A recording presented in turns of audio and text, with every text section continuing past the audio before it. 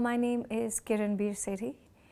I'm a designer by profession. I mean, I graduated as a designer. So I think a lot of my work that has happened I attribute a lot to what I call the design mindset. The idea that work has to be human-centered. Design thinking gives you optimism that things can be better. And it's hugely collaborative, that you don't do this alone. So in the course of the work I've done since graduating from the design college, subsequently started a school, which is essentially how do you get all children to have this, what I call the I can mindset, right? And part of this journey led us to start something called Design for Change in 2009.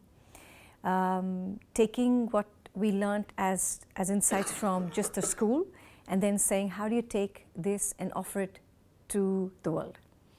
So in 2009, we kind of demystified design thinking, which till then sounded like more jargon and more out of reach, and simplified the process to say that every child is essentially born a social entrepreneur. I just feel that every child is born with what we say, I can. And then we send them to school and mess them up for life.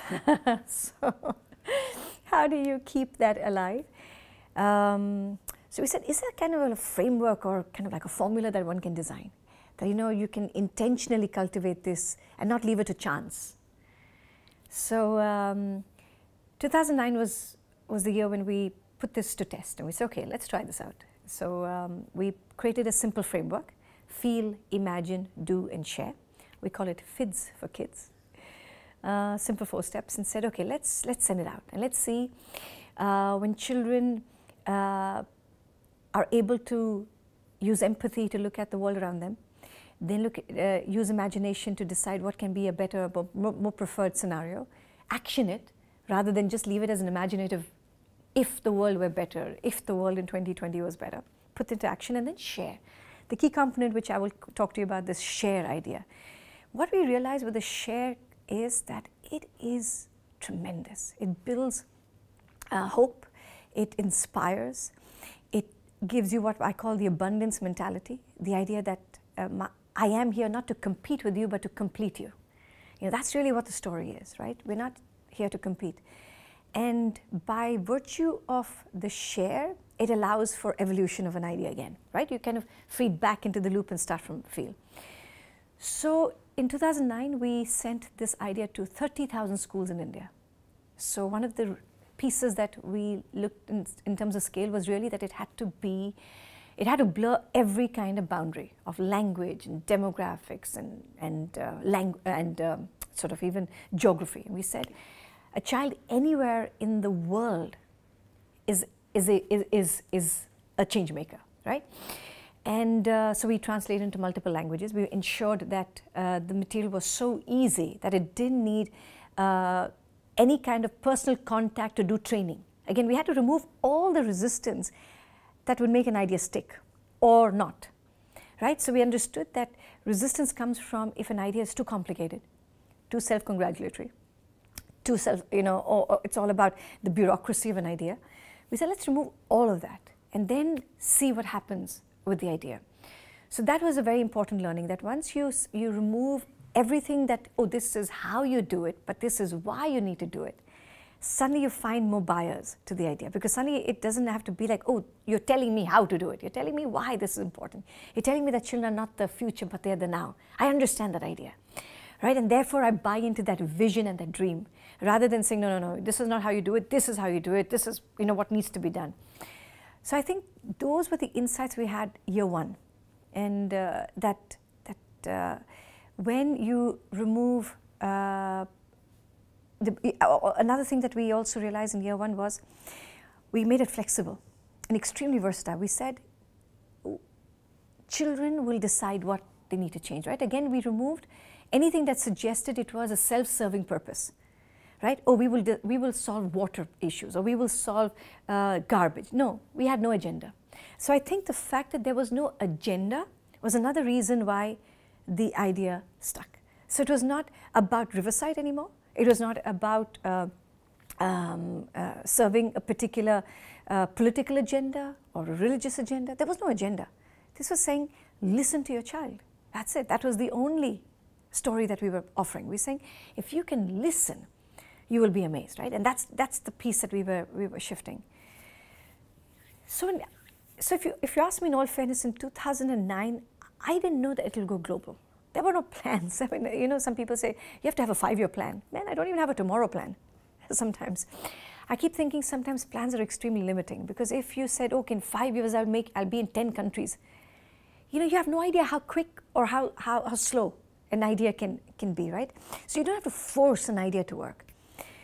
So I think a big piece of why Design for Change went was also because of the TED, you know, the opportunity to speak on TED. So in 2009, I think the TED Talk, when it went live in 2010, Jan, I remember I spoke on TED in 2009, November. The talk went live on Jan 13th, 2010. And I was inundated that day. I'm not a Facebook person. I suddenly got some 500 Facebook requests. I said, what the hell is, who are these people? I don't even know them. And then I suddenly realized, my God, there was something powerful that was happening here. And then I think the biggest reason, I still attribute the reason why Design for Change then flew, was because we let it go.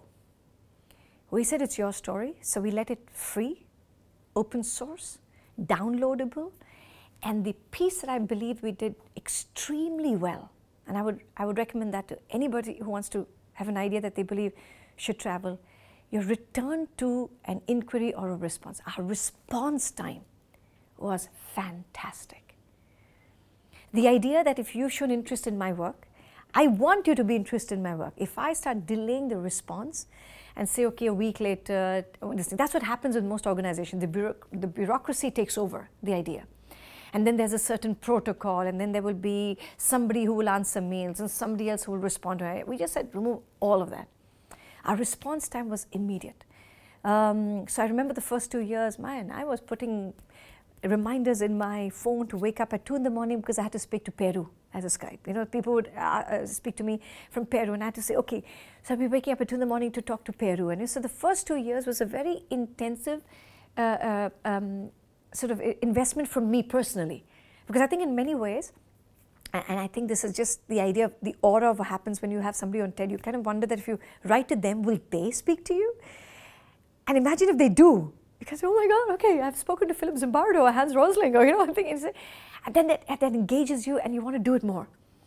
So I think maybe the first inquiries were responded by me.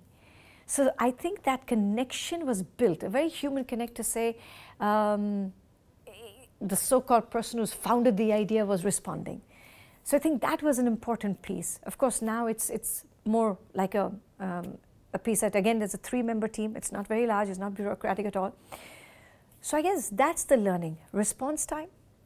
Keep it free. Don't own it. Keep talking about the why, not the how and the what. And I think that was another key thing. So what has happened is, in every country, innovation has happened. Every country has taken the 4 pieces because fundamentally it makes sense that children should all believe that they can make the world a better place today. And with that, the context has come alive. We're very mindful that when a partner in, say, Taiwan versus a partner in South Africa versus a partner in Peru would say, you know, our context will determine shaping and reshaping the stuff. And we'd like to do that. The complete response is, of course you have to. It's your story. And so the ownership was constantly handed over. So it is not, no, you have to take permission. No, you have to ask us first. No, you have to do this. So we kind of remove the idea of taking permission. If you have to do something good, you don't need permission. Right? And giving that confidence to even the partners. So I think these are the learnings. I think now it's 7 years, right? In 7 years, we've got like Design for Changes in over 40 countries.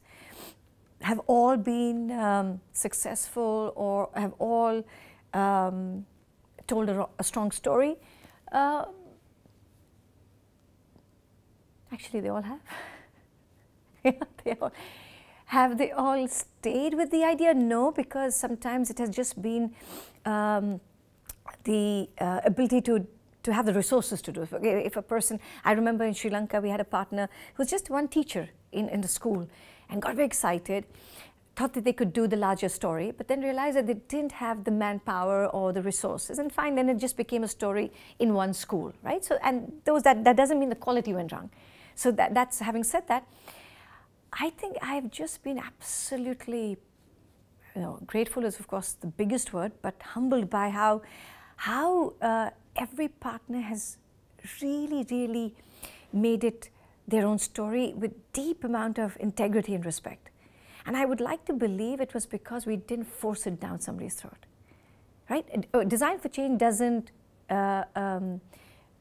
onboard a partner till the partner wants to be onboarded, right? I think that's what we've done. We've done that when an inquiry comes, then we believe that that's the first sign of intent.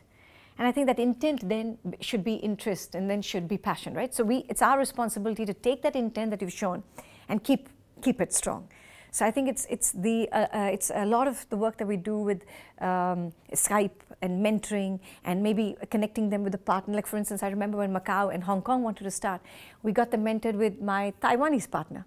So it doesn't have to become our story. So Taiwan became the story that mentored them. When Peru and Nicaragua started, we had Spain mentoring. So what happened was we started realizing that there were different people with different skills, and it doesn't have to be just ours. I think that's another important thing, that when you really offset and believe and have faith, people will live up to the faith. And that's what's happened with different partners who are mentoring each other, having their own sort of regional celebrations and regional stories. So that has kept the spirit alive. So I think maybe that's the learning, yeah. I think it's reached here because of collective, the power of that, the recognition that one person doesn't do any of this. I think if I had to only share insights, it's really the humility of the practice that will lend the soul to the practice. And I think somewhere this whole idea of, I would advise, don't be scared, because fearfulness makes you hold on.